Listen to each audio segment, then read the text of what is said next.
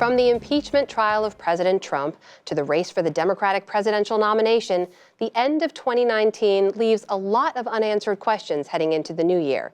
For a little perspective and hopefully some answers, we've got the analysis of Shields and Brooks. That's syndicated columnist Mark Shields and New York Times columnist David Brooks. Good to see you both. You. The two biggest stories of 2019, I think it's fair to say, will also carry over into 2020, the impeachment and the 2020 race. David, let's start with impeachment. It was a quiet week in Washington by and large, but we were still talking about impeachment because of some comments by Alaska Senator Lisa Murkowski. She said she was disturbed by hearing Mitch McConnell say he's in total coordination with the White House.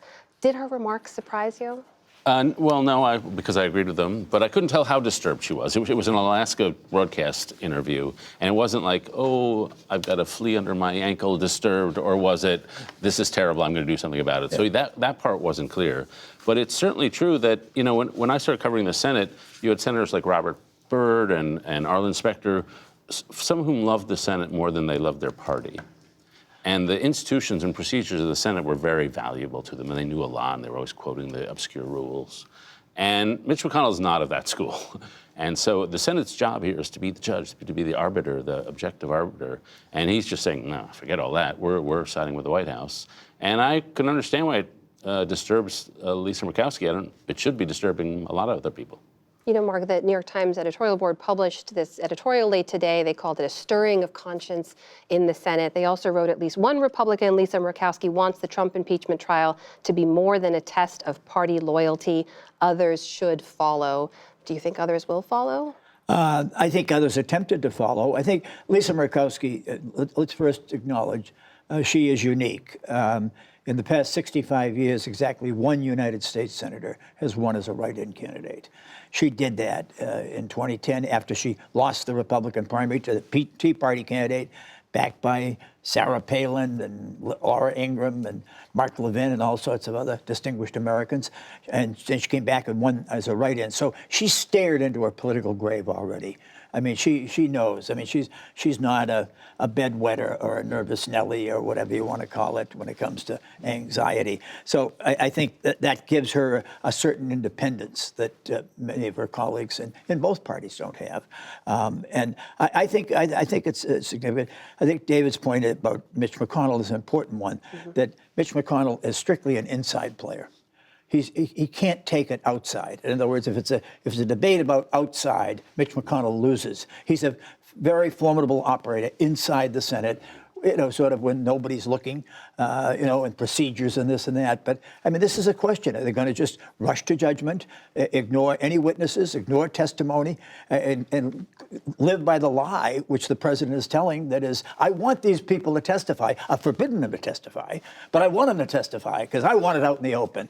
Well, you know, you can't have it both ways. I do think he's helping the Democrats. I personally think it's in the Democrats' best interest that they get rid of this and they move on to the campaign. So in a perverse way, he's helping them. And he could be holding a long trial and keeping all the Democratic Senate candidates in Washington through January and February, and he seems to be not inclined to do that. You think this gridlock that we have right now over the procedure of how the Senate trial, the rules for which it will move forward, you've got Senator Schumer saying that they want to call witnesses, they want to have additional testimony, Mitch McConnell saying absolutely not, and now Nancy Pelosi has not yet transmitted those articles of impeachment. They cannot begin their work in the Senate until that happens. Does that benefit Democrats too? No, I don't think it does. I think the rules favor the Republicans in the circumstance. The majority sort of rules this thing, and they have very little leverage. And as we discussed last week, you know, it's not leverage to tell somebody who doesn't want to do something they can't do something.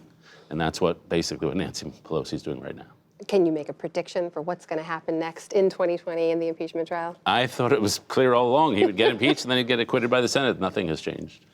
I differ in this sense. I think that testimony only hurts.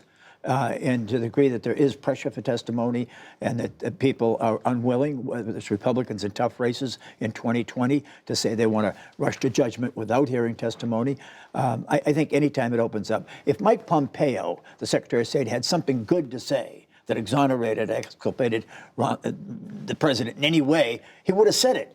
He's certainly done everything else. He's been enough of a toady in every other respect for the president. He would be shouting it from the rooftops. But he hasn't said anything. I mean, so, you know, I do think, I think it's live and it's real.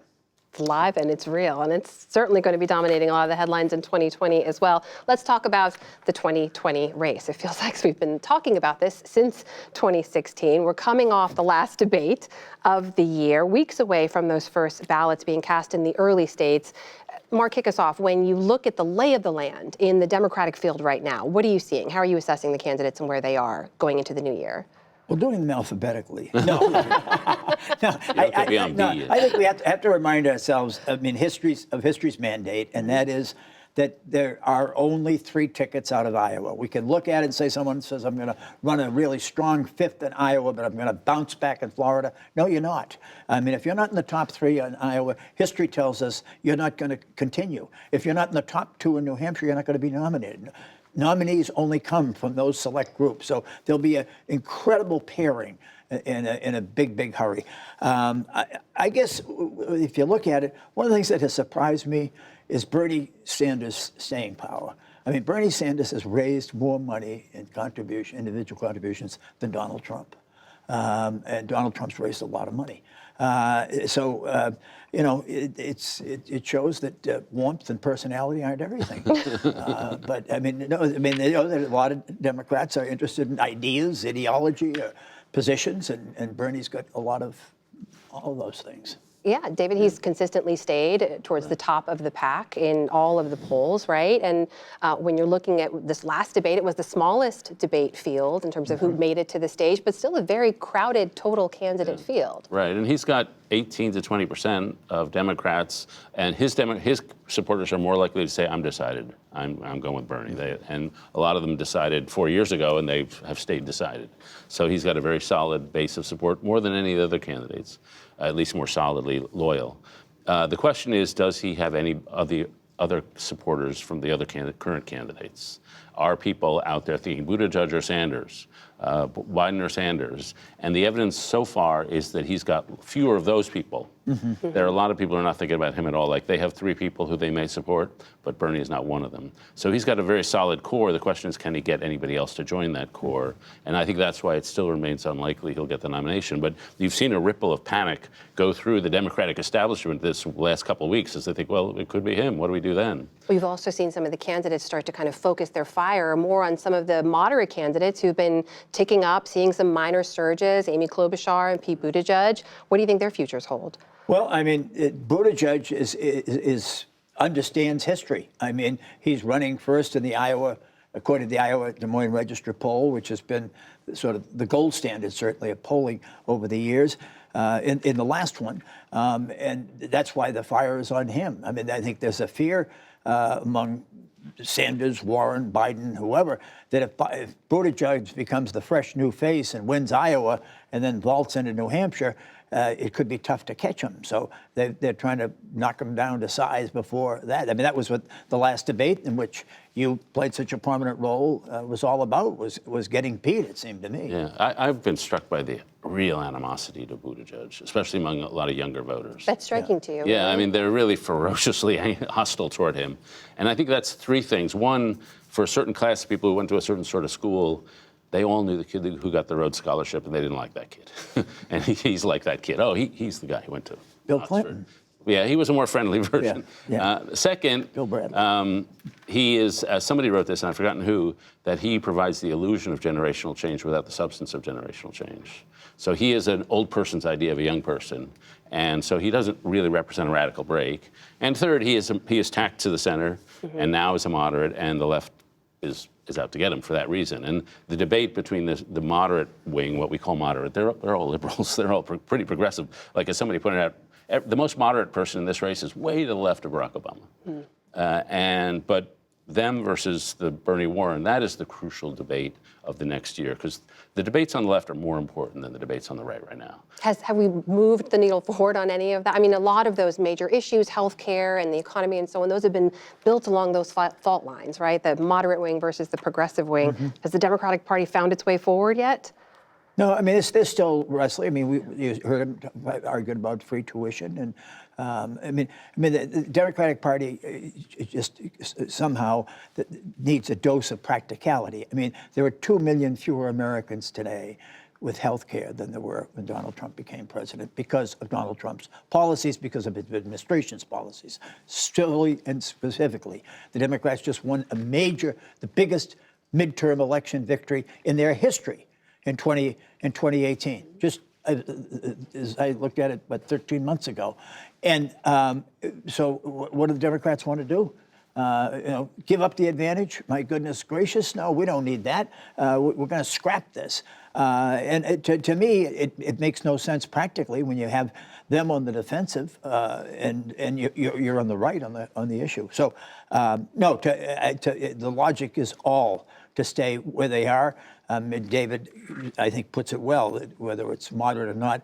I mean, the problem with Buttigieg is that he looks too practical to many people. But there is a generational. I mean, older people like him more than do his contemporaries, which, Yeah. Well, we should note, gentlemen, this is the last conversation we get to have with you in the year 2019. What? I know, so I'm going to ask a dangerous question, which is sometimes when you look back over the last 12 months, it can feel like we fit 3 years into one. Is there anything that stands out to you as of greater consequence, something you never thought that you would see that happened this past year? I mean, my standout is that everything happened, but nothing changed. That Donald Trump's numbers are just where they were. The political landscape is basically where it was. He has not really suffered a loss in his base, particularly large. And so my view is that events are not really changing politics and partisan affiliation the way they used to. That sociology is driving events. And that if you're an urban person, you're probably a Democrat. If you're a rural person, you're probably a Republican. And we vote according to our sociological categories these days.